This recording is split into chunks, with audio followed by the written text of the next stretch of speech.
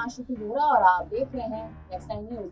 देश के सबसे लोकप्रिय नेता बन चुके हैं चंद्रशेखर आजाद। जी हाँ, सबसे लोकप्रिय नेता, सबसे चर्चित नेताओं में नाम अब चंद्रशेखर आजाद का आ चुका है। ये हम ऐसे ही नहीं कह रहे हैं, ये हम कहीं ना कहीं इसीलिए कह रहे हैं और तर्क के साथ कह रहे हैं क्योंकि हाल ही में सदन की कार्यवाही के दौरान, संसद सत्र के दौरान चंद्रशेखर आजाद के तमाम वीडियोस 8 साढ़े 8 लाख के मार्जिन से ज्यादा उभरते नजर आए हैं। और वहीं तमाम जो नेता हैं, राहुल गांधी, अखिलेश यादव, प्रधानमंत्री मोदी, तमाम नेताओं की वीडियोस पर जो कहीं ना कहीं व्यूअरशिप है वो घटती नजर आई है। इससे साफ तौर पर यह समझ आता है, साफ तौर पर दर्शाया जाता है कि चंद्रशेखर आजाद का जो नाम है वो अब कहीं ना कहीं साख जमाने लग गया है। उत्तर प्रदेश में हाल ही में चंद्रशेखर आजाद ने नगीना की सीट से जीत दर्ज की थी।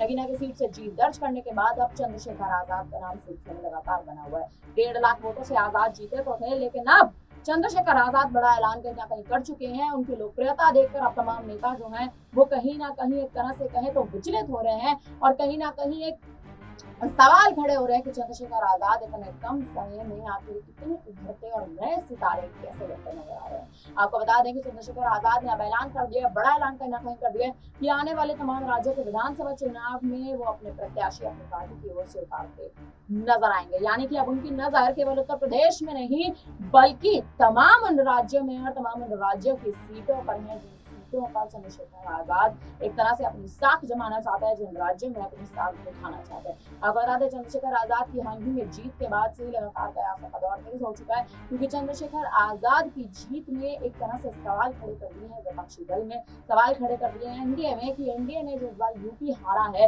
इस हारते यूपी का जनाधार आखिर कैसे गिरेगा और इसका फायदा चंद्रशेखर आजाद कैसे उठाते नजर आएंगे।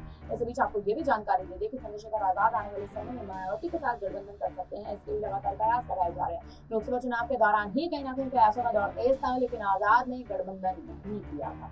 अब चंद्रशेखर आजाद के आने वाले उपचुनाव में और उत्तर प्रदेश के 27 विधानसभा चुनाव में क्या मायावती के साथ गठबंधन करते नजर आएंगे या नहीं, इस पर सवाल अभी भी किए जा रहे हैं। आपको बता दें बहुजन समाज पार्टी इस बार बुरी तरह से हारी है यूपी में और यूपी में बुरी हार के बाद अब मायावती अपना स्तर संभालना चाहती है, मायावती अपनी गिरती राजनीति संभालना चाहती है और इसके लिए चंद्रशेखर आजाद की ओर मायावती और आकाश आनंद कहीं ना कहीं रुक करते नजर आ सकते हैं। देखने दिलचस्प है कि आने वाले समय में लोकप्रियता जो आजाद की बढ़ती नजर आ रही है, इस लोकप्रियता से मायावती पर और आकाश आनंद पर क्या प्रभाव पड़ेगा। फिलहाल इस पर आप क्या कहेंगे, आप हमें कमेंट करके जरूर बताइएगा। बाकी तमाम बड़ी खबरों के लिए मेरे हमारे साथ देखते रहिए।